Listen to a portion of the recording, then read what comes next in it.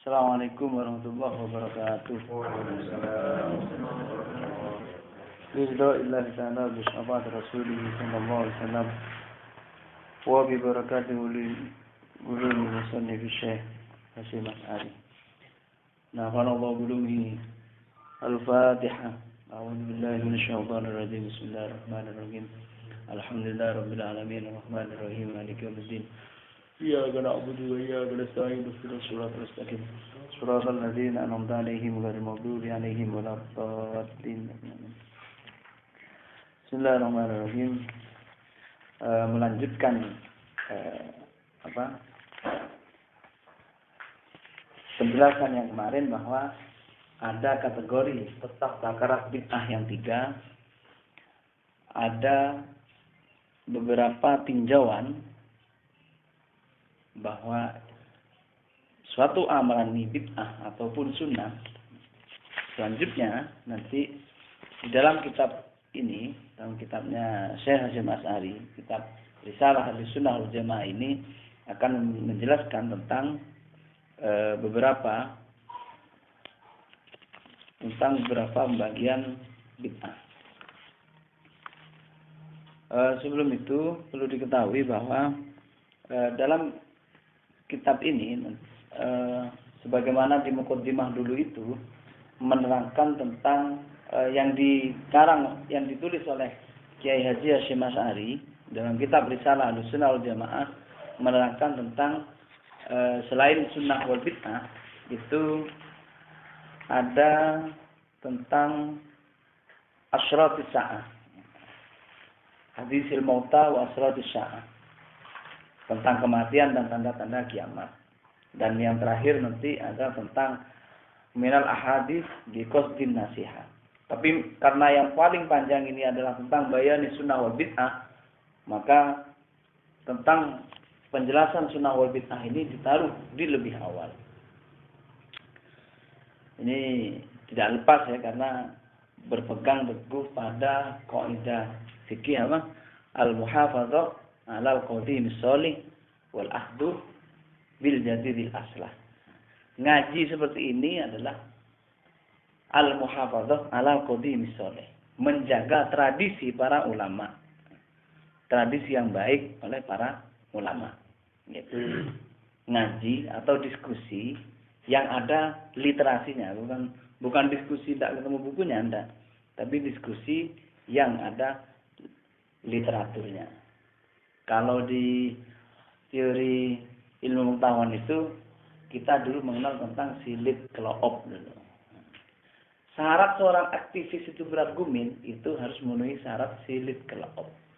Silit keloop itu sistematis, argumentasinya itu sistematis, ada literatur, argumentasinya literatur, ada referensinya, ada kitabnya, ada bukunya, tidak ngawur.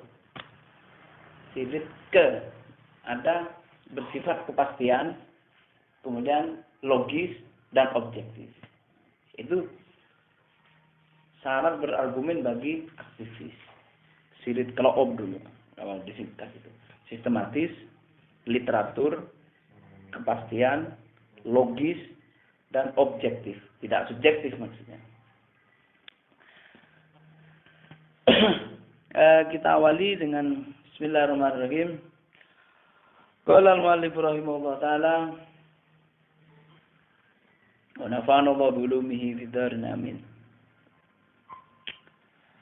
Summa qala, itu ya kemarin ya. Summa qala waqsamuha. Ini kita mengundang para teman-teman ini bukan untuk belajar ke saya, cuman ketika saya membaca itu takut ada yang salah gitu. Ini kan alumni pondok semua. Takut ada yang keliru. Karena saya itu keluar dari pondok itu sejak 2006. Ya kan? Ini kan ada yang mungkin ada yang masih mondok, ada yang mondok keluaran pondok mungkin baru 2011, ada yang 2019, artinya masih lama saya keluarnya dari pondok. Secara rasional itu kalau urusan lupa itu lebih lupa saya gitu, lebih lama tidak menginjakkan kaki di pondok. Makanya ini anak-anak ini ikut supaya sama-sama menyimak Takut ada yang keliru ya.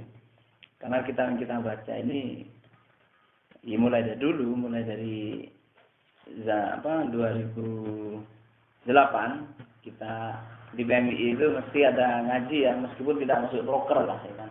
Kita kan tidak butuh masuk broker apa itu kan tidak butuh itu. Yang penting menjaga tradisi para ulama salafus saleh barangkali meskipun segi amaliyah kan tidak masuk ya. Segi amaliyah ini kan penuh dengan apalah ya kan, apalagi yang hidup di kosan atau di mana. Segi amaliyah itu kan jauh lah, kalau mau dikatakan ulama kan jauh ya. Nah, barangkali kalau menjaga tradisi seperti ini, itu bukan ulama, tapi itu sampai saya ada ulama yang mengakui begitu gitu. Apalagi yang kita kaji ini adalah kitabnya Kiai Hasyim Asy'ari. Kalau segi amaliyah kita sulit masuk surga kayaknya. Sepertinya. Sumakola. Waksamuha salah satu. Kalau marifullah ta'ala. Sumakola mau kali-kali ngendika sapa Syazaruk yang kemarin itu ya, Syazaruk. Pengarang penulis kitab Uddatul Murid itu. Jadi yang dijadikan rujukan oleh Kiai Hasyim Asy'ari ini, Syazaruk ini. Karena salah satu mujaddid, mujaddid itu kalau kalian ikut sekolah ideologi itu ada istilah mujaddid, gerakan revolusi Islam atau pembaharuan Islam. Itu kan ada salah satunya Abdullah bin Abdul Wahhab yang terkenal dengan teori Wahabinya. Abdullah bin Sa'ud. Ada lagi Ali Asghar Ali Engineer. Ini yang dari luar Arab. Ada lagi yang terkenal liberal itu Hasan Hanafi. Itu tokoh-tokoh mujaddid semua. Yang kebanyakan tokoh mujaddid itu berafiliasi dengan Ikhwanul Muslimin dulunya. Ikhwanul Muslimin yang kerjaannya memberontak pada pemerintah yang sah itu. Kalau ikut sekolah ideologi kenal gitu. Nah, yang dijadikan rujukan oleh Syekh Hasyim Asy'ari adalah Syazaruk, karena salah satu mujaddid yang tidak berafiliasi ke situ gitu maksudnya. Sumakola mau kari-kari ngendika sapa Syazaruk wa qasanuha utawi pira-pira tumtumani bid'ah. Utawi pira-pira tumtumani bid'ah. Salah satu ikut telu. Setelah menjelaskan tentang mizan kemarin ya. Takaran bid'ah itu ada 3. Ada ditinjau dari amrul muhdath. Yang kedua ditinjau dari iktibar qawaidil a'immah. Ada ditinjau dari bisyawahidil ahkam. Tiga aspek ini yang ditinjau kemarin. Untuk menganalisa ini perbuatan bid'ah atau tidak, ada 3 tinjauannya kemarin itu. Nah, kemudian bid'ah itu dibagi 3. Yang pertama, al-bid'u sharihatu. Siji ku bid'ah kang bertelo. Bid'ah ini ya, bukan di piro-piro bid'ah kang sharihah. Makanya dibuat apa? Dibuat muannas karena jamak. Kullu jam'in kaidahnya itu kullu jam'in muannas. Al bid'ah sharihah siji ku pira-pira bid'ah kang bertelo. Wa ya utawi bid'ah sharihah, bid'ah yang jelas ini bagaimana? Ma usbita min ghairi aslin syar'iyyin. Ma iku barang usbitat kang den tetepaken apa ma? Usbitat kang den tetepaken apa ma? Min ghairi aslin saking tanpa dasar syar'iyyin kang bangsa syar'i. Sesuatu yang ditetapkan tanpa dalil syar'i. Jelas bid'ah sharihah kalau ini ya. Tidak ada dasarnya maksudnya. Fi muqabalati ma ing dalem bandingi barang sahabat kang tetep apa ma syar'an ing dalem syariate min wajibin rupane ma ini min wajibin nyatane saking hukum wajib au sunnatin atau sunnat minnya ini min litabyin ya. Kalau di Alfiyah itu ba'id wa bayyin wa nabi bil amkinah bimin wa qad ta'ti libatil azminah. Baknya ini bak tabyin. Min wajibin nyatane saking wajib, hukum wajib, au sunnatin atau hukum sunnah, au mandubin atau hukum sunnah. Jadi kalau dalam usul fikih itu ada bedanya ya, sunnah dan mandub itu ya, ada. Au ghairihi utawa liyane wajib sunnah ila akhirih.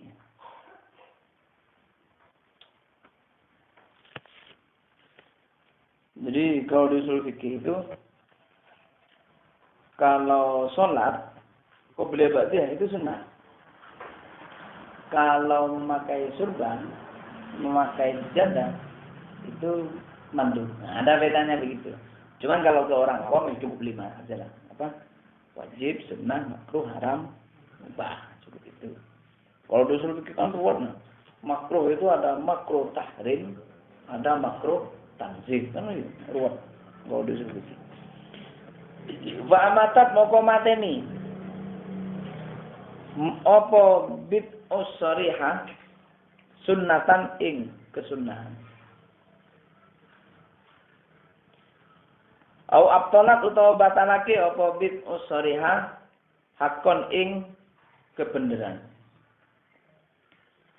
wa hadhihi utawi iki bid'us sharihah syarrul bid'ah iku luwih olone pira-pira bid'ah.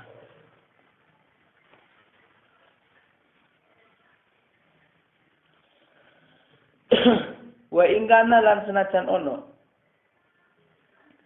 laha iku kaduwe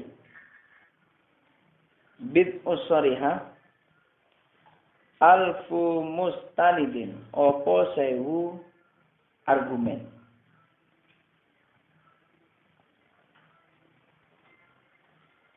Dasarnya, tapi bukan dasar seperti di usul fikih.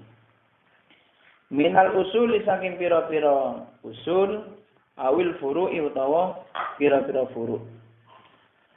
Fala ibratah moko ora den wilang iku mujud di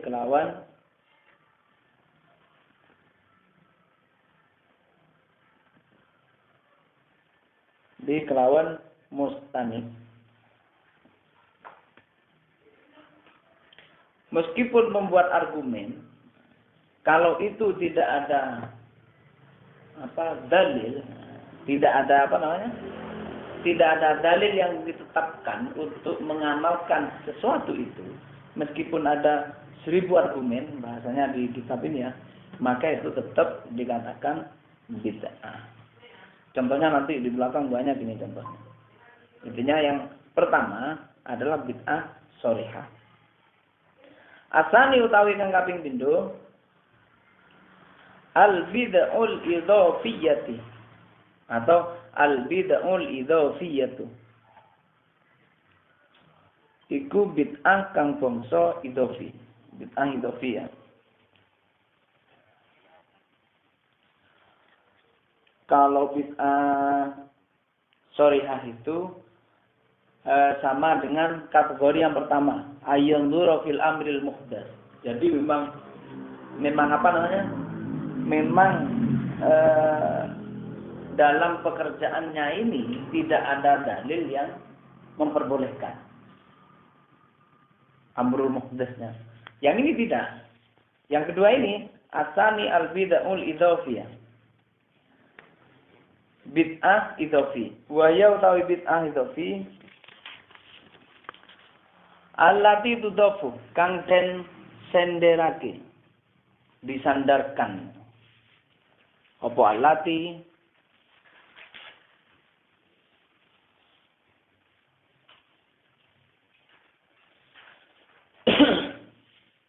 apa allati li amrin maring perkara Lausul lima lamun den trimo. Opo amrun minha saking allati lam tasihha. Lam tasihha iki lam ini amil jazm. Asalnya lam tashih ya, cuman ya proses pengiklalan lah itu. Lam tasihha moko ora sah apa al-munazaatu nentang fi kaunihi ing dalem anane amrun sunnatan iku sunnah aw ghairu bid'atin utawa ora bid'ah. Bila khilafin kelawan tanpa khilaf aw ala khilafin utawa ing atase khilaf. Mimma saking penjelasan takodama kang wis dhisik apa. Nah, kalau yang kedua ini adalah bid'ah idzofiyah. Bid'ah idzofiyah ini dari segi amrul muhdasnya ini tidak ada larangan. Juga tidak ada pertentangan. Maka jikalau jikalau barang sesuatu ini tidak ada pertentangan, maka tetap dikatakan sunnah atau bukan bid'ah. Sama dengan kalau di penjelasan yang kemarin itu, di penjelasan yang kedua itu al-mizanus tsani i'tibaru qawaidil a'immah.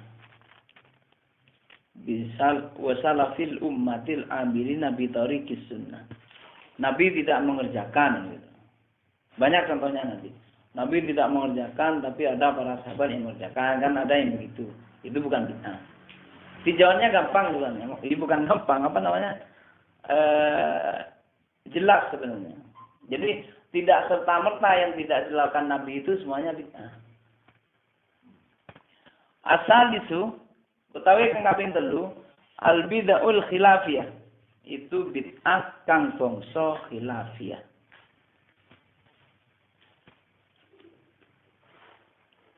Wa ya utawi bid'ah khilafiyah al mabniyatu iku den jumenengake. Dijumenake ala aslaini ing ngatasi dasar loro. Ya tajadabuha kang tarik-tarian. Jadi salah satu faedah tafa'alah itu ada istilah faedah itu musyarakah bainas nain. Jadi musyarakah bainas nain itu begini. Seperti doroba memukul. Kalau tadoroba saling memukul. Nah itu pindah. Kalau bahasa Arab itu gitu, pindah wazan itu pindah apa namanya? Pindah makna. Kalau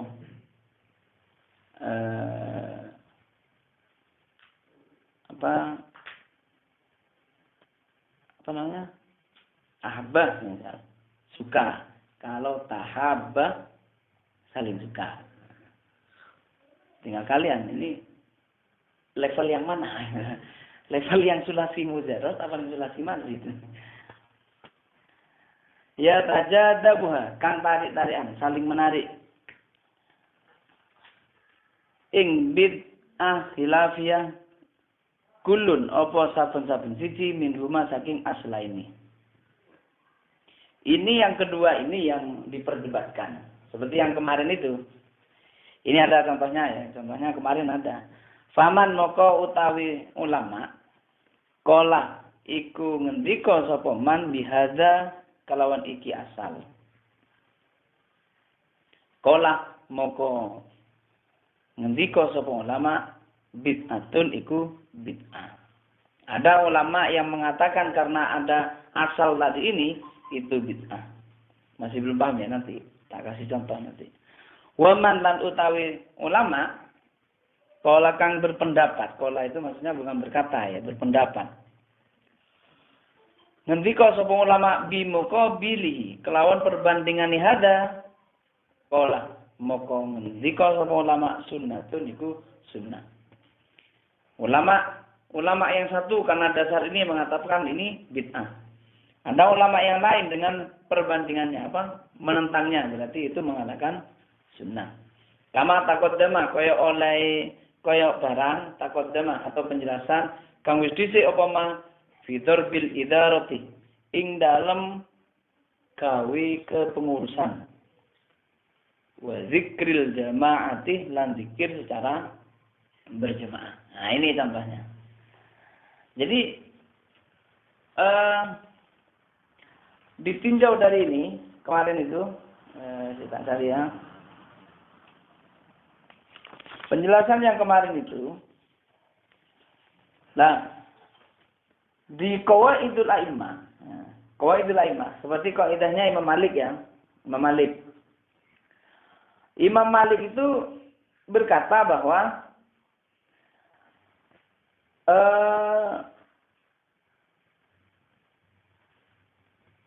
wa ma asbatu asluhu wa lam yarid anhum fi'luhu fahuwa bid'ah. Itu Imam Malik begitu. Ulama zaman dulu menetapkan sesuatu. Tapi ulama ini belum bisa melakukan. Maka kalau kita melakukannya sekarang karena tidak dilakukan oleh ulama waktu itu, maka itu termasuk bid'ah. Itu kata Imam Malik. Contoh begini. Zaman dulu tidak ada organisasi NU, PMI, lagi Karang Taruna ya, tidak ada yang dulu ya. Tidak ada. Tidak ada kan ya? Tidak ada. Nah, maka kalau menurut Imam Malik, karena di zaman, apalagi di zaman Nabi ya, di zaman para ulama salaf ini tidak dilakukan, kalau kita melakukan ini dianggap bid'ah. Itu. Alasannya li'annahum lam yatruku illa li'amrin indahum fihi. Ya intinya para ulama itu tidak meninggalkan karena mungkin ada yang tidak baik gitu. Nah, tapi kalau Imam Syafi'i begini, laisa bid'atin wa illam ya'mal bihi as-salafu. Li'anna tarkahum lil amal bihi qad yakun li udrin qoma bihim fil waqti aw lima huwa afdalu minhu. Kalau Imam Syafi'i itu tidak bid'ah, membuat organisasi itu tidak bid'ah. Ulama zaman dulu, ulama salaf itu 300 Hijriah. Mereka tidak membuat organisasi, mereka tidak membuat berzikir tidak berjemaah. Nah, kalau alasan Imam Syafi'i mungkin karena waktunya atau karena udzur atau karena perbuatan yang lebih afdol dari itu.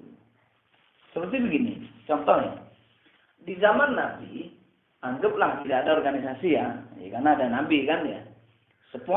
Semua kepengurusan bahkan amil zakat pun tidak ada misalnya.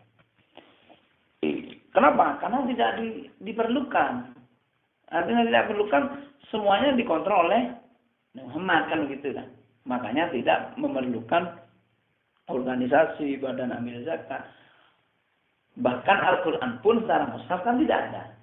Kenapa? Karena Nabi masih ada. Nah, tapi karena Karena ketika Nabi sudah wafat, karena situasi mencekam ketika Khalifah Abu Bakar, bahkan banyak nabi-nabi palsu yang terkenal siapa? Musailamah al-Kadzab ya. Musailamah al-Kadzab. Nah, para orang yang hafal Quran ini banyak berguguran, maka Sayyidina Umar menggagas itu. Kalau Abu Bakar itu dulunya tidak mau. Kenapa? Karena Sayyidina Abu Bakar itu merasa tidak pernah diberitahu oleh Nabi Muhammad, takut. Nah, mendapat gelar siddiq, apa istilahnya kalau sekarang itu? Lugu. Jadi untuk membuat mushaf, mengumpulkan Al-Quran ini tidak mau. Abu Bakar itu. Kenapa? Karena Abu Bakar merasa tidak diperintah oleh Nabi, takut. Akhirnya Sayyidina Umar mungkin pusing apa ya. Wes, gini aja, kita buat kebijakan untuk mengumpulkan memushaf Al-Quran. Kalau ada dosanya saya tanggung. Sayyidina Umar begitu memang. Akhirnya baru setuju. Andai tidak ada bid'ah seperti itu, kita tidak akan bisa membaca Al-Quran, kita tidak bisa menikmati itu. Nah, maka dalam rentan itu adalah dinamakan bukan bid'ah. Kalau di sini dicontohkan fidor bil idarati, membuat kepengurusan, membuat organisasi itu.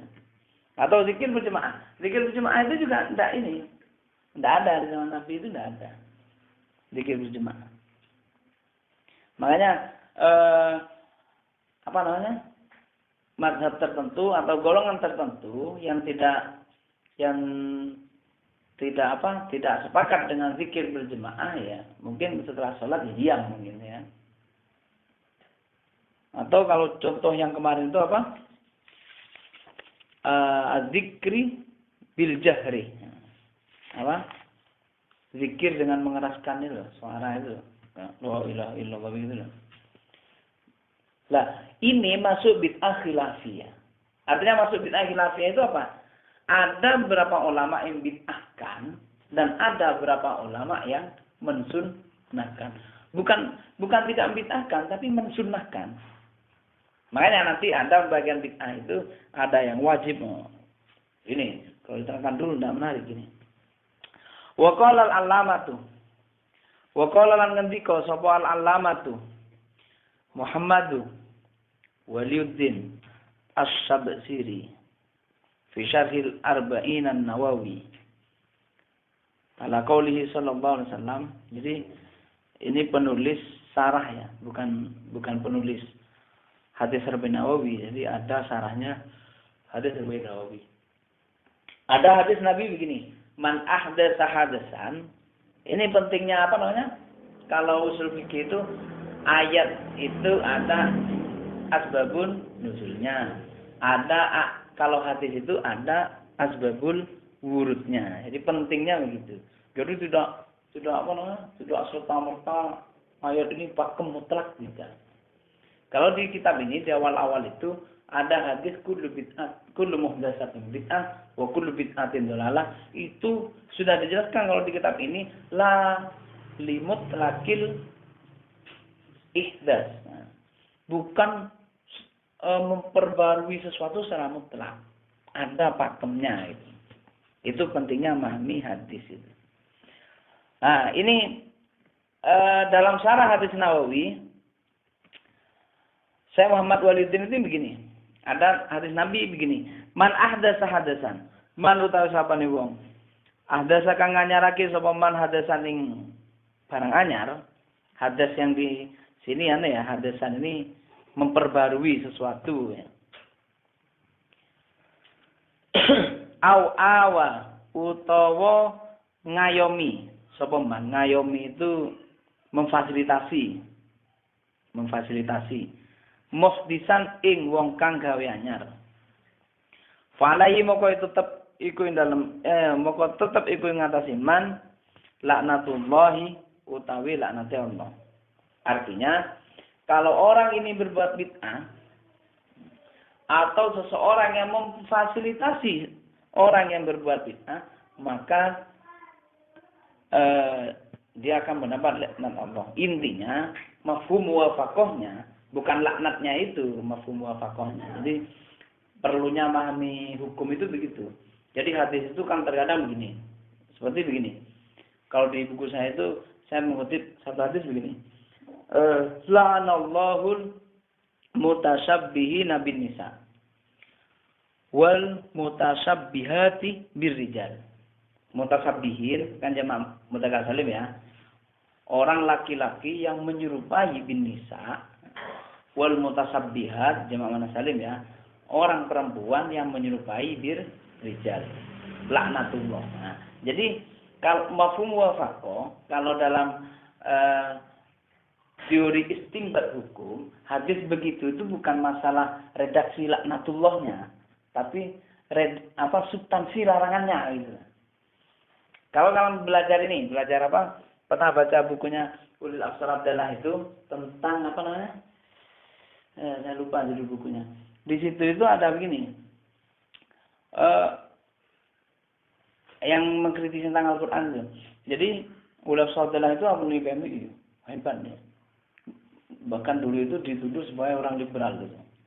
Dengan apa? JIL dulu ya. Jaring Islam Liberal.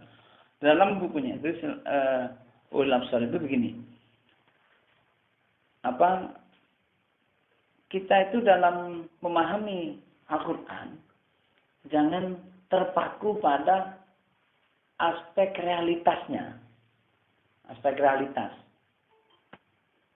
Jangan terpesona jangan terlena dengan aspek faktualnya, bahasanya faktual ya, aspek faktualnya, tapi yang dilihat adalah aspek substansinya.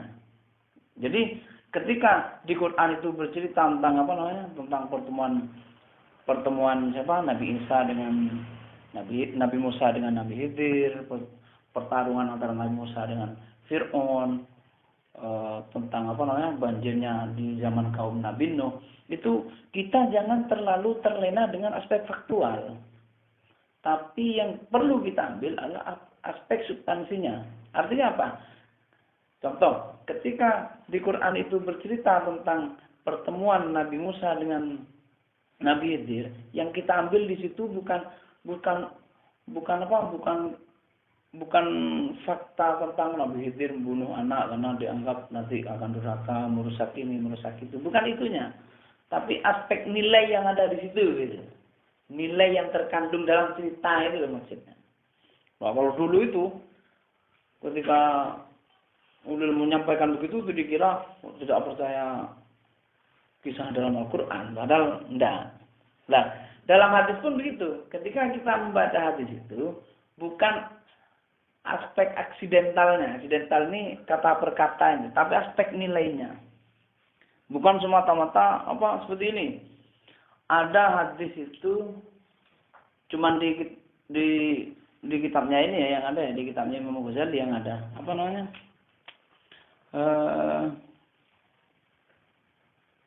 Kok lupa yang itu ya, yang lebih buruk daripada berzina 30 kali itu apa sih? Berbuat apa? Arasanan, ghibah. Ghibah itu dikatakan lebih buruk daripada berzina 30 kali. Itu bukan lantas, daripada rasa kita zina. Bukan lantas begitu, itu maksudnya. Bukan begitu. Tapi aspek nilai di situ, berarti larangannya itu sangat keras gitu loh, intinya begitu. Benar, daripada rasa dia zina. Bukan begitu maksudnya. Ya, logikanya diputar sedikit. Memang belajar logika itu memang penting ya. Sama kayak ada ungkapan gitu. Itu anak pondok saja sih.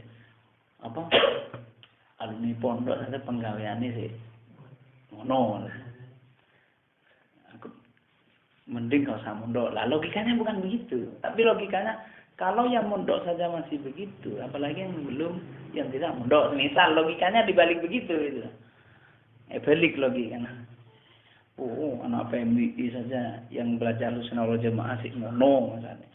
Di kos-kosan sih begitu misalnya. Apalagi mending enggak usah aktivis-aktivisan misalnya. Enggak begitu. Tapi logikanya dibalik. Itu makanya pentingnya belajar logika itu kan logika begitu kan sama dengan kias ya. Ada kias mustawa, ada kias idofi, ada kias apa, itu kan banyak. Nah, jadi yang di sini tekanannya itu bukan laknatullahnya itu. Jadi seakan-akan kalau melakukan itu kamu dilaknat oleh Allah. Bukan begitu, tapi intinya dilarang gitu maksudnya. Nah, di sini ditekankan bahwa orang yang berbuat bid'ah, man ahdasa itu maksudnya berbuat bid'ah ya.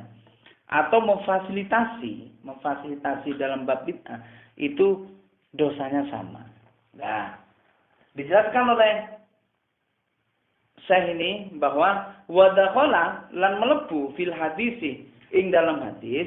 Di hadis ini yang dimaksud dalam hadis ini adalah al-uqudul fasidatu. Apa pira-pira akad kang rusak. Apa pira-pira akad kang rusak. Jadi kalau pas saya ngaji ini ya, jadi dicontohkan akad yang rusak itu maksudnya begini. Ketika kita melakukan jual beli tapi tidak secara jujur. Maksudnya kita anggaplah ya kan, kita jual HP misalnya, jual HP. Ini normal semua, tidak ada ininya, normal semua. Apa? No minus lah. Padahal wifi-nya ada, tidak bisa tuh, atau tempat kartunya tidak bisa. Nah, itu loh. Itu maksudnya uqudul fasidah itu begitu. Dalam bab jual beli. Jadi menjual sepeda view sama dijual. Padahal apa mesinnya ada yang mati, ada yang berantakan lah ini. Iya, tapi ketika diposting di lapak itu marketan itu nominus. Itu itu. Jadi kalau di ulama ini yang dimaksud man ahdasa hadasan itu begitu. Kenapa? Karena Nabi itu dulu pernah berdagang gitu. Nabi itu pernah berdagang ketika menjadi pegawai dari Siti Khadijah itu. Nabi itu berdagangnya dengan cara yang jujur. Tidak pernah mengatakan kalau ini ada minusnya ya dikatakan minusnya apa gitu. Bukan ditutup-tutupi. Nah, makanya itu dinamakan ahdasa. Nabi itu tidak pernah begitu kalau jual beli. Gitu. Kalau kita melakukan jual beli seperti itu, mengurangi timbangan, nambahi timbangan atau apa itu, nah itu masuk dalam hal ini. Jadi bukan karena di zaman Nabi nggak ada apa, sama sekarang ada, bukan. Atau wal hukmi ma'al jahli. Nah ini lagi. Ini kembalinya ke yang tadi itu ya. Wal hukmi lan ngukumi ma'al jahli sertane bodoh. Wal jauri lan nyeleweng. Atau menghukumi sesuatu dengan tanpa dasar. Ma'al jahli itu begitu. Paham ya? Dengan tanpa dasar. Tak tahu saya karep memberi fatwa. Itu loh yang kemarin di Muqaddimah itu loh. Di Muqaddimah, di kitab ini ya, saya baca kembali bahwa wa ma'syarul muslimina yauman, kader milenial sekarang ini, utamanya PMI, asyaddu hajatan bila dzalik. Sangat butuh untuk mengaji kitab ini, ya. Namanya Muqaddimah ya kan. Jadi promosi kita kan. Kenapa kok begitu? Kenapa kok kader hari ini sangat butuh mengkaji ini? Karena wa qad ikhtalata fihim al-afadilu bil aradil. Sekarang itu antara yang intelektual dengan yang tidak intelektual itu sama. Antara yang paham agama dengan yang tidak paham agama sama. Antara yang anggaplah pandai, anggaplah yang pinter dengan yang tidak pandai itu sama. Oleh karenanya, wal tabasa alaihimul haqqu bil batil. Gara-gara kesamaan ini, terkadang tidak pandai jadi ketua syariah misalkan, banyak begitu kan. Wal tabasa alaihimul haqqu bil batil. Maka kebenaran dan kebatilan ini menjadi samar. Kenapa? Wa tasaddara lil fatwa kullu jahilin. Orang yang jahil ini sama-sama ingin menjadi pemateri. Wa tasaddara lil fatwa. Iya begitu. Iya fatwa kan ingin jadi narasumber itu. Wa tasaddara lil fatwa. Semua orang ini ingin menjadi narasumber. Kecuali anak-anak belajar itu ya kan serasirin. Maksudnya ini berfatwa memang belum gitu, berfatwa ini tidak boleh gitu maksudnya. Bukan diskusi. Kalau materi diskusi kan biasa kan. Langsung cabang aksi. Jangan ikut. Langsung ngevonis dia. Nah, jadi wata sadrul fatwa begitu. Kullu jahilin mimman yaksuru idrakuhu an fahmi kitabillah ta'ala. Nah, nariknya ke situ. Nah, di sini dihukumi bahwa wal hukmu ma'al jahli menghukumi sesuatu atau apa ya? Kalau bahasa ininya. Nah, sekarang netizen ya, mengomentari sesuatu yang bukan kita sendiri, bukan ahlinya, itu masuk bid'ah, itu loh intinya. Maksudnya apa ya? Kita ada kejadian apa itu ya. Kan biasa kalau di internet kan biasa orang berkomentar ya. Loh kita mengomentarinya. Atau mau nyindir TV tidak enak ini apa namanya? Kan banyak tuh penceramah tanya jawab langsung tidak boleh gitu loh. Biasanya yang itu curhat ini rumah tangga saya begini suruh siapa kawin yang gitu loh biasanya kalau di TV itu. Kalau ulama itu zaman dulu begini, kalau ada pertanyaan ya, ini ulama ya, setingkat ulama mujtahid lah. Itu kalau ada pertanyaan dicari jawabannya ya. Setelah ketemu jawabannya, dia itu belum jawab. Ini ketika saya jawab, apakah timbul mafsadat? Nah, gitu. Atau timbul kebaikan. Timbul manfaat atau mudarat. Masih begitu kalau ulama. Jadi tidak serta-merta ada masalah langsung komen enggak. Kalau ulama itu mencari tahu dulu, ya kan, dipikir, mencari tahu jawabannya. Setelah tahu, untuk berkomentar itu dipikir lagi. Ini kalau saya menjawab ada manfaat atau mudarat. Kalau ada manfaat dijawab. Kalau tidak ada, enggak. Meskipun dia tahu tentang jawabannya. Itu karena permasalahan. Nah, makanya ulama zaman dulu kan warok ya kan, enggak seperti kita. Belum mengenal kabut tunggal zaman dulu itu. Wa nahwi dzalik lan sepadane ukudul fasidah ila diri. Mimma saking barang la yuwafiqu kang ora nyocoki apa ma asyar'ah ing syariat. Jadi pokoknya sesuatu yang tidak sesuai dengan syariat. Nah, makanya wa kharaja lan kejaba anhu saking hadis metu ya, maksudnya tidak masuk itu apa barang layak rujuk kang ora metu andalil syar'i saking dalil syariat. Jadi kalau sesuatu itu tidak keluar dari dalil syariat, maka tidak masalah. Kal masailil ijtihadiyati. Koyok pira-pira masalah kang bangsa ijtihad. Allati laisa bainaha. Kang ora ana iku bainaha antarane allati wa baina dillatiha lan antarane pira-pira dalile allati.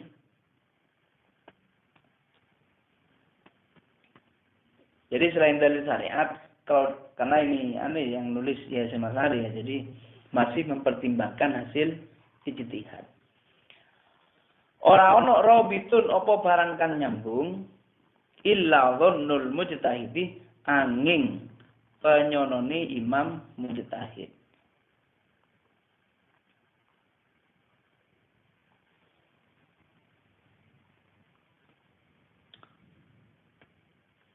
Kayak seperti masalah yang dikeluarkan oleh imam mujtahid.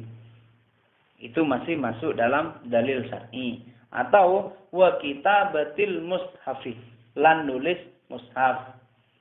Nulis mushaf itu zaman Nabi tidak ada. Nah, seperti yang saya ceritakan tadi itu. Zaman Nabi nggak ada. Abu Bakar itu nggak berani nulis itu nggak berani. Yang berani itu Sayyidina Umar, tapi di masa kepemimpinan Abu Bakar. Langsung memerintah siapa? Yang penulis terkenal itu Zaid bin Sabit ya. Penulis Al-Qur'an pertama itu. Perintah itu mengumpulkan kemudian dijadikan mushaf. Wa tahriril madzahibi lan ngerumusake pira-pira madhab.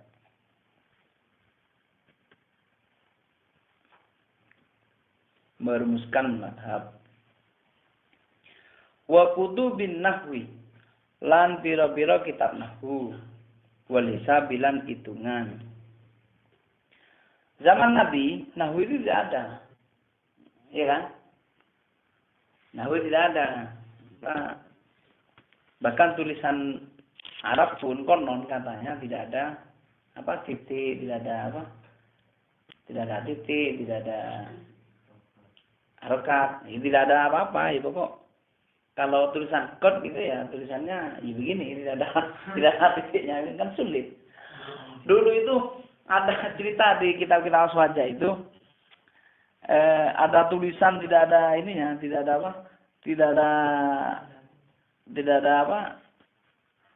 ada harokatnya itu, banyak menimbulkan salah paham gitu itu. Makanya dikasih titik itu. Nahwu tidak ada. Memang yang itu kalau nahwu itu Abu Aswad Ad-Du'ali itu memang yang ketika melihat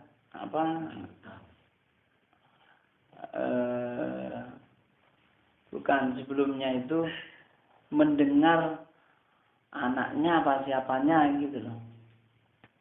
Itu berkata maharro hadzal yaum. Jadi yang dimaksud itu betapa panasnya hari ini. Kemudian disusunlah nahwu. Kok perkataan orang Arab ini tidak tertata gitu. Maka ditata. Walizabilan hitungan.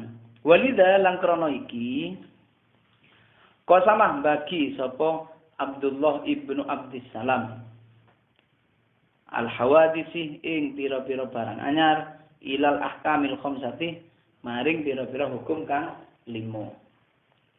Nanti di sini ada hukum sepak bola barang ini. Nah, karena Indonesia ngarang ya. Hukum sepak bola. Hukum sepak bola di sini ada bid'ah. Saya khawatir. Gimana menjelaskan ya saya? Jadi di kitab ini ada nanti.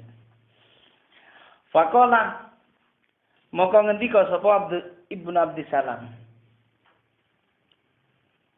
Al-bid'atu secara umum ya, sebelum dibagi menurut versi Abdul Salam itu bid'ah itu begini.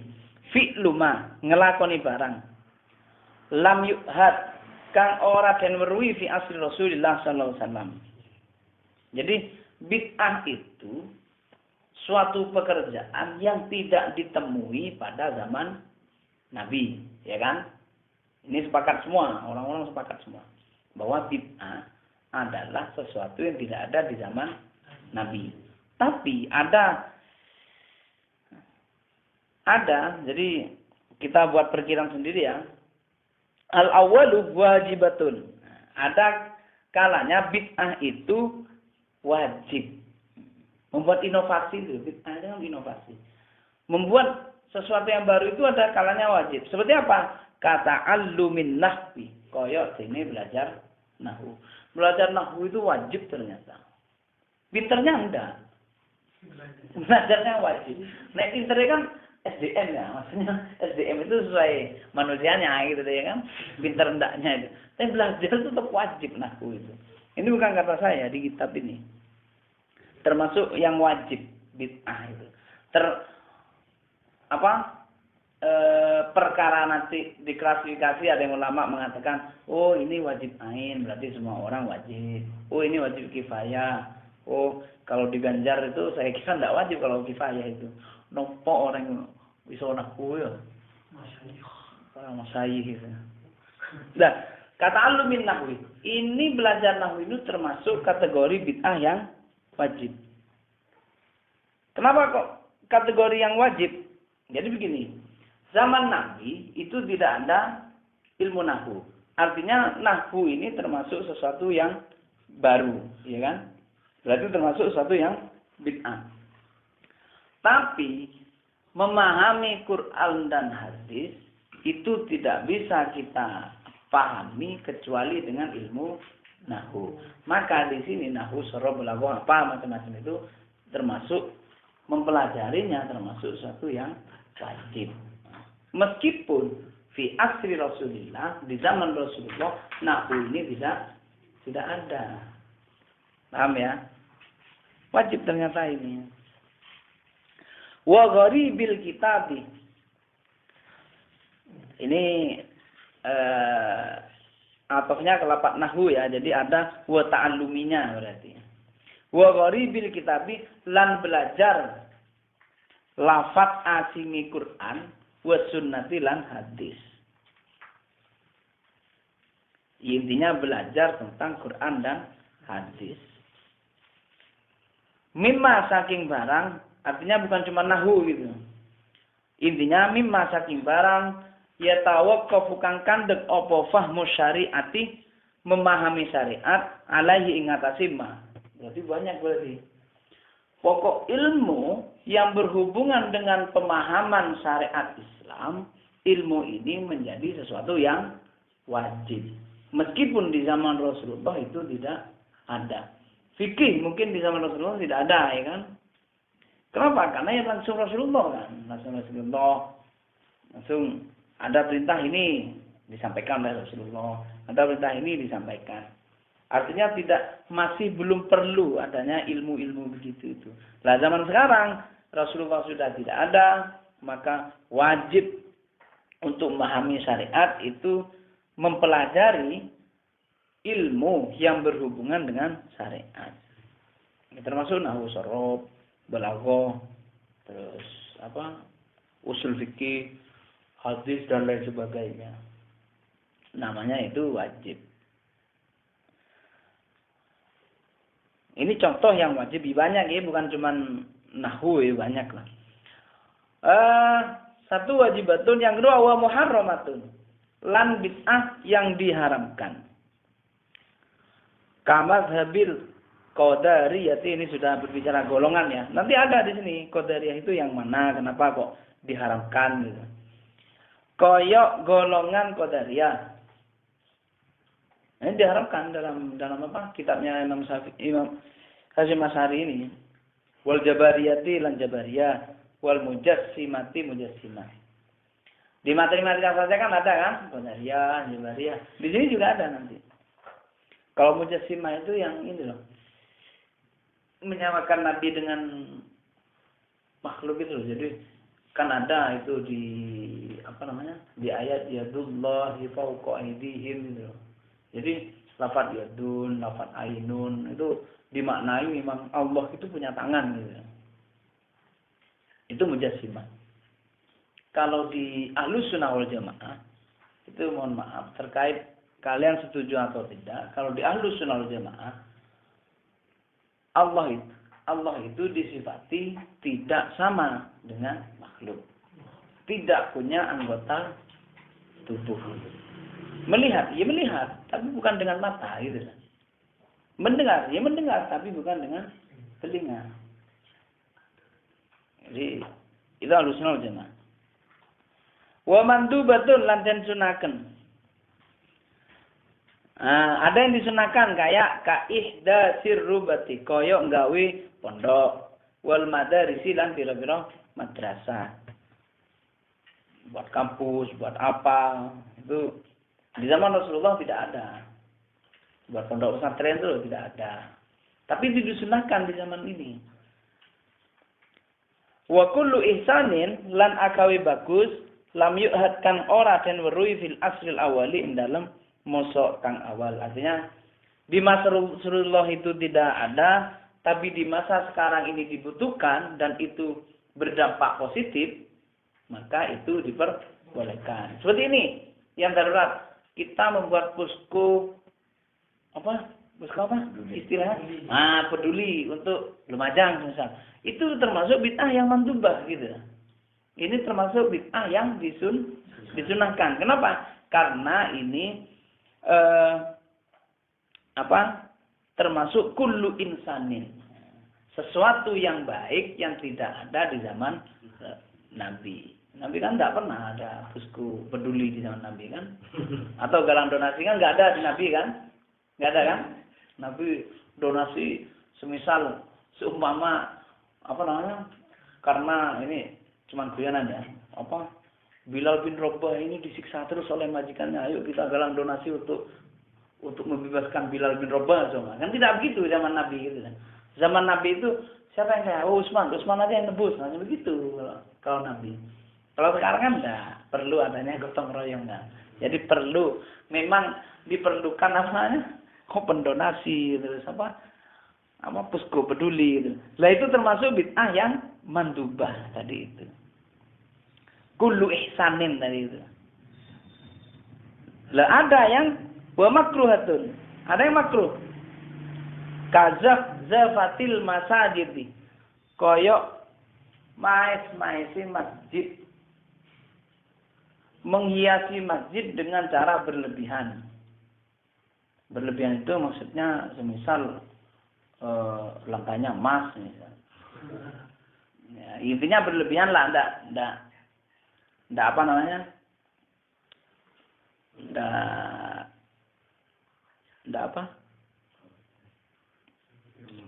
enggak pada umumnya. Itu makruh, tapi tidak haram. Enggak. Boleh begitu itu, tapi ya makruh. Kenapa ya? Karena kan banyak warga yang lebih butuhkan gitu loh maksudnya. Atau wa tazwikil masahifi. Lan nyuwek pira-pira mushaf. Itu juga makruh.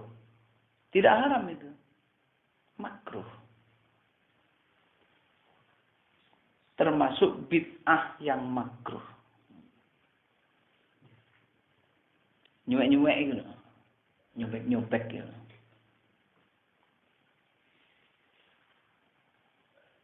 Nah, selain makruh ada bid'ah yang wa mubahatun, bid'ah yang mubah. Kal musafahati, koyok salaman akibas sholati ing dalem marini salat subuh wal asri. Akibas sholati subuh wal asri. Salaman marini bejam dulu. Itu termasuk bid'ah yang mubah. Bid'ah yang mubah. Di zaman Nabi enggak ada. Tapi boleh begitu itu. Boleh. Artinya tidak dilarang gitu. Atau tawassu'i. Ngalap kecembaran filmak kali ing dalem nggon mangan. Wal masyrabi lan ngombe. Ini join maksudnya ya. Jadi ngalap kecembaran itu awalnya makan sama piring tapi makan sama alam biar intinya join lah ya. Join ketika makan sama ngopi itu termasuk bid'ah, tapi yang mubah. Wal malbas silan penganggo wa dzalik lan sakliyane mengkono mazkur. Artinya zaman Nabi mungkin Nabi tidak pernah ngopi join itu tidak pernah mungkin. Iya, tidak pernah. Tidak pernah atau makan ini tidak pernah. Makanya dikatakan bid'ah. Tapi begitu itu masih diperbolehkan. Nah ini kesimpulannya, faida arafta moko nalikane wis ngerti sapa sira. Kalau kalian sudah paham ma ing barang ing penjelasan zukira kang wis den tutur apa ma taklamu moko weruh sapa sira.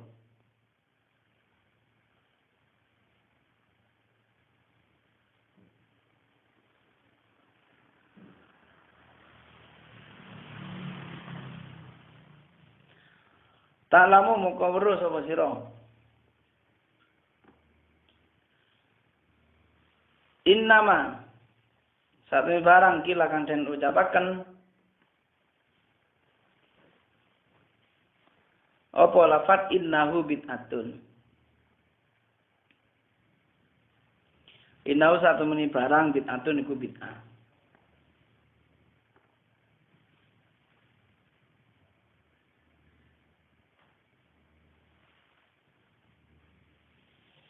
Jadi kalau kita itu memahami penjelasan itu, kita tidak gampang berkata itu bid'ah. Paham ya? Jadi kattikhadis sabahati, koyok nggawe tasbih, itu bukan bid'ah. Jadi kita tidak gampang membid'ahkan gitu maksudnya. Wa talaffudzu bin niat, lan melafalkan niat. Itu bukan bid'ah. Yang sering mungkin mulai zaman ini ya, fenomena itu memang ada mungkin. Zamannya siapa? Yasim As'ari, bahwa melafalkan niat itu bid'ah, gawe tasbih itu bid'ah gitu. Sampai ditulis di kitab ini. Ini ada wa tahlil lan tahlil inda tasadduqi, nalikane gawe sedekah anil mayyit saking mayit. Terusan, iya singkat terusan. Sama mengganjar. Ya, repot ya. Terusan, itu tidak bisa cukup bid'ah gitu. Dengan takaran yang kemarin itu. Kenapa? Paling enak itu anak yang pertama tidak ada dalil yang melarang. Takaran yang kedua di dalam aktivitasnya itu tidak merugikan orang. Ini kan enak gitu. Ma'a adamil mani sertane ora ono penghalang anu saking tasadduk. Jadi kalau saran Yasim ini ya, saran Yasim. Kalau orang Madura tidak masuk di saran ini begini ini, dikatakan Wahabi. Jadi kalau saran Yasim itu mon adresen tak apa-apa. Cuman kalau adamil mani. Mani itu apa sih? Sesuatu yang menghalangi mayit untuk bersedekah itu apa? Andi utang, mayit itu loh. Kalau masih punya utang, kalau di sini, kalau di kitab ini, selayaknya ini dulu hutangnya, itu loh maksudnya. Ya, atau ditambah ke ahli waris. Kesinwani dulu pernah begitu itu. Kok cabut? Kesinwani. Oh, ada setahu Kesinwani ya. YouTube-nya banyak gitu, dikatakan bid'ah beliaunya. Kenapa? Karena berkata begitu itu. Padahal rasional, wah. Tahlil itu kan memang tidak wajib ya. Iya kan? Sepakat kan tidak wajib kan. Sunnah ya mungkin ya sunnah lah ya. Tidak wajib. Dan orang meninggal itu kan memang selayaknya mendahulukan sesuatu yang wajib, yaitu membayar hutang. Kalau hutangnya belum dibayar, jangan keburu untuk terus meringatkan. Ada kiai berkata begitu, itu langsung kota bid'ah, langsung kota tanduk tahlil, dan itu kerasnya. Mungkin kau kan. Pokok menjelaskan ke orang awam itu intinya wa tahlil an inda tasadduq anil mayyit gitu aja. Intinya terusan itu tidak termasuk bid'ah. Wa ziyaratil kuburi lan ziarah kubur. Kalau ini sunnah ya, ada hadisnya kalau ini. Cuman memang orang-orang NU itu mulai dari dulu itu di bid'ah-bid'ahkan ziarah kubur itu. Sunnah di Bulughul Maram itu ada. Memang Nabi itu hadisnya itu begini, kalau tidak salah. Kuntu nahaitukum an ziyaratil kubri fazuruha, begitu. Kata Nabi, dulu saya pernah melarang kalian untuk ziarah kubur. Fazuruha, maka sekarang ziarahlah, fa innaha tuzakirul mautah. Begitu hadisnya. Karena ziarah kubur itu mengingatkan kita kepada mati. Yang penting tidak boleh nangis syaratnya kalau ziarah kubur itu. Yang nangis meronta-ronta itu tidak baik. Wa nahwi dzalik lan sepadane mengkono ittikhadis sabha ila akhirih laisa bid'atin iku ora ana apa dzalik bid'atin iku bid'ah. Semua yang disebutkan tadi itu tidak termasuk bid'ah. Contoh begini, contoh tahlil ya. Tahlil itu di zaman Nabi kan tidak ada ya kan. Tahlil mekanisme begitu itu kan tidak ada. Dengan mekanisme mekanisme diurut kayak punya kiai NU itu kan tidak ada. Jadi ilah hadrati dulu, terus baca Fatihah, baca Yasin, Qul apa dan sebagainya. Itu kan tidak ada begitu. Cuman Nabi itu memang menganjurkan seperti begini. Orang tibaan. Zaman Nabi tidak ada. Tapi kita itu dianjurkan untuk berselawat di Quran, ya kan? Innallaha wa malaikatahu yusholluna 'alan nabi. Meskipun tidak memakai fi'il amar, ini kalau ranah usul fikih ya. Meskipun ini tidak memakai fi'il amar, ini menunjukkan bahwa kata-kata di Al-Qur'an ini adalah perintah untuk bersolawat. Maka perlunya belaghah di situ, memahami Quran. Perlunya belaghah. Jadi kayak begini loh. Seumpama ya, cabang aksi ini ya. Cabang aksi. Nah, kok ada pengurus komsel yang tidak ikut sama. Ada pengurus komsel yang tidak ikut. Terus saya ngomong begini, loh, itu loh anak rayon itu loh ikut. Ya. Anak rayon, pengurus rayon itu loh ikut aksi. Masa komsel enggak? Nah, kata-kata begitu itu kan tidak ada fil amarnya, ya kan? Tapi mengandung, ya kan begitu. Mengandung perintah agar anak komisarat agar ikut aksi gitu. Jadi pemahaman di belaghah apa namanya? Kalimat khobar, insya dan nasar, nah, 3 itu bisa dipahami sebagai larangan, bisa dipahami sebagai perintah.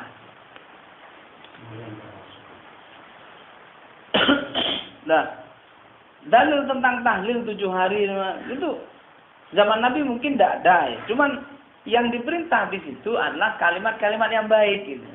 Membaca Quran, membaca apa artinya sepanjang bukan mantra, ajian apa gitu yang dibaca kan tidak masalah itu. Wa innama lan sak temeni barang uhdisa kang den anyarake. Dan anyaraken apa mah? Nah, jadi yang dimaksud bid'ah ini min akhdhi amwalin nasi, saking ngalap pira-pira bondo. Ngalap pira-pira bondo itu apa? Mengambil harta tapi bukan mencuri, apa istilahnya? Bening, kadang digal lah. Malak. Nah, malak. Bil aswaqil lailati ing dalam pira-pira pasar kang bangsa bengi ya, pasar malam lah ya.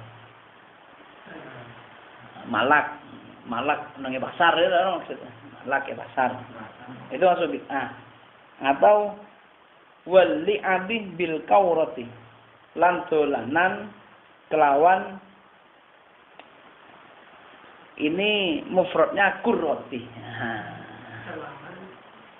Sepak bola. Ini sepak bola. Jadi saya tuh sampai bingung. Ini gimana ceritanya? Ya si Mas Ari kok bisa apa namanya? Kok bisa membid'ahkan apa namanya? Sepak bola. Nah, ternyata di zaman mungkin ya, bukan cuma sepak bola zaman ini yang diharamkan. Pakai celana pun itu diharamkan karena dianggap menyerupai dengan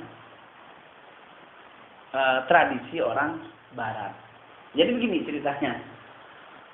Untuk menumbuhkan nasionalisme keluarga Nusantara, ya kan? Keluarga Nusantara, keluarga Indonesia itu. Para ulama itu membuat apa namanya? Bukan mempolitisasi ya, pokoknya yang dibuat dalil adalah mantasabah biqaumin fahuwa minhum itu loh. Nah, jadi memakai celana seperti orang Belanda itu haram itu loh maksudnya. Ya termasuk bermain apa namanya? Main sepak bola ini. Itu dianggap haram zaman dulu yang itu. Oh, tersinggung lah, bahaya. Mau tersinggung Ganjar bahaya. Nah, ini di zaman itu untuk menumbuhkan rasa benci warga Indonesia kepada para penjajah. Tapi ketika kita merdeka, ketika situasi sudah berubah, kan sudah banyak itu. Bahkan pada tahun 1942-43 itu Yayasan Masari itu banyak warga NU yang disekolahkan di Jepang. Setelah perang itu disekolahkan di Jepang. Artinya apa? Dalil lantas sababi komen itu sudah bukan tidak relevan, tapi bukan di tempat itu. Termasuk ini. Terus yang kedua, alasan yang kedua saya membaca tafsirnya ini ya. Ada lah beberapa kiai yang menanggapi tentang kitab ini. Ada yang menafsir yang kedua bahwa sepak bola itu dibuat sebagai ajang way of life katanya. Way of life itu apa sih? Intinya apa? Dibuat ajang fanatik gitu lah. Kayak Arema dengan Persija itu apa? Arema dengan apa ya? Persebaya begitu. Ya. Ya kayak begitu. Intinya begitu lah. Pokoknya bukan olahraganya yang di apa namanya? Yang dipermasalahkan. Sama seperti pasar malam, kan bukan pasar malam masa saya permasalah lagi. Tapi apa namanya? Malaknya itu lah. Menghambur-hamburkannya itu. Wa ghairu dzalik lan sak liyane akhdhu amwalin nas min syarril bid'ah iku setengah saking luwih olone bid'ah. Jadi takaran bid'ah itu begitu. Takaran bid'ah. Nah, ini tentang sunnah dan bid'ah ini ada beberapa takaran ya tadi ya, mulai kemarin itu bahwa untuk mengetahui hal ini bid'ah atau tidak, yang pertama itu kita harus melihat kegiatannya ini.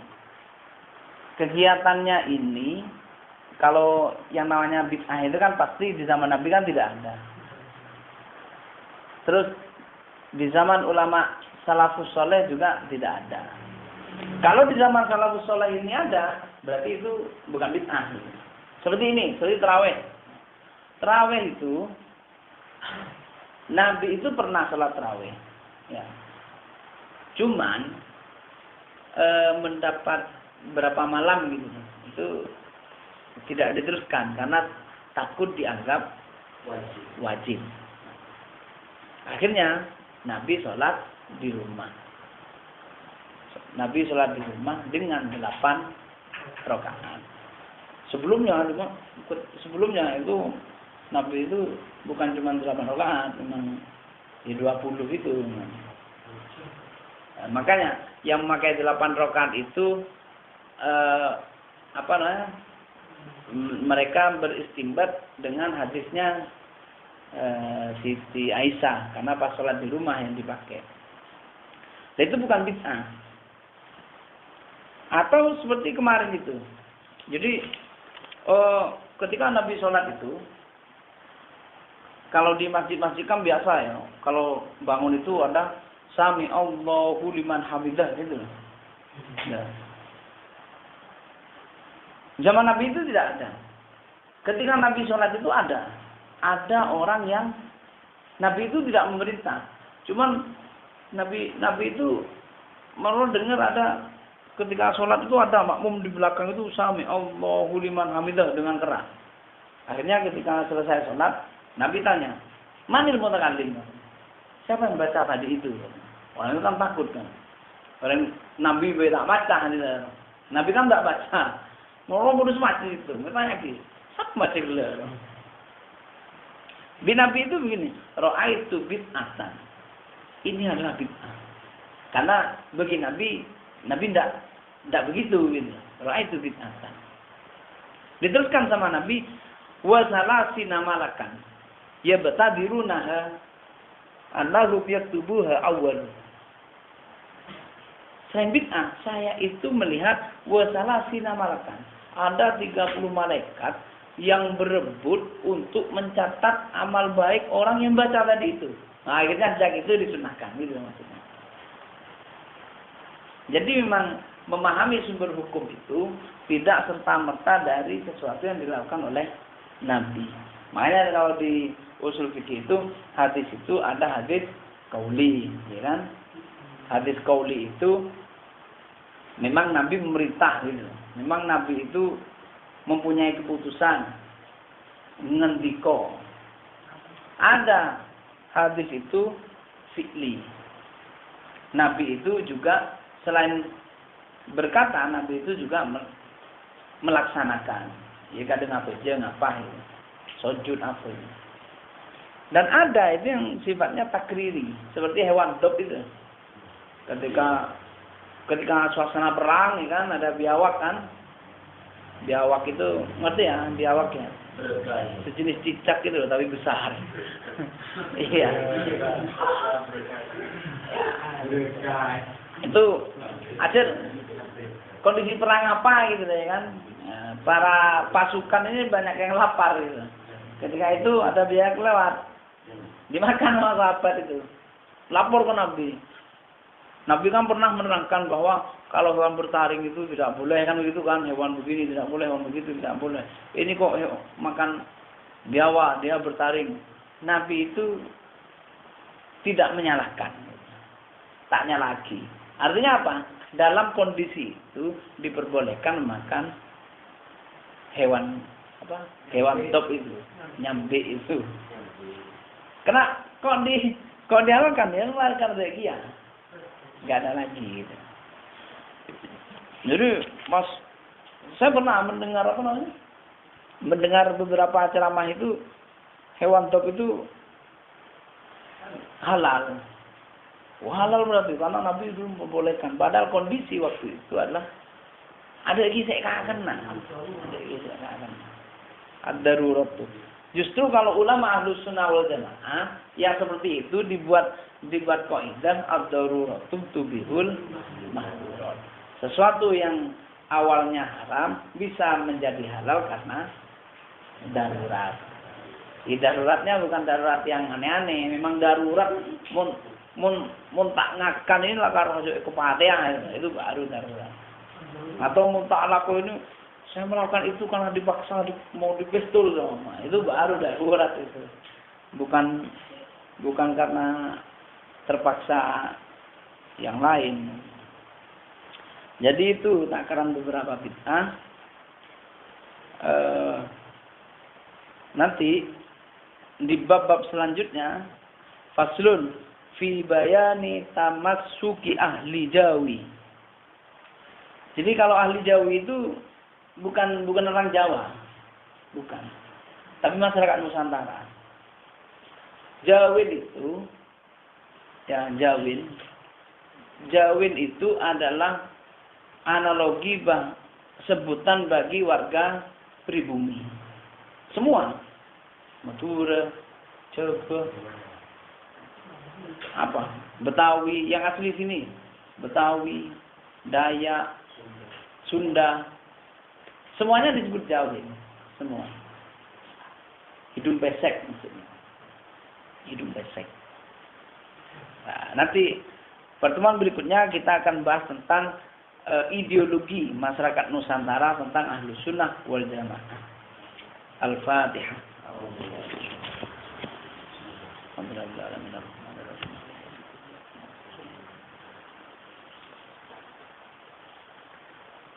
Assalamualaikum warahmatullahi wabarakatuh.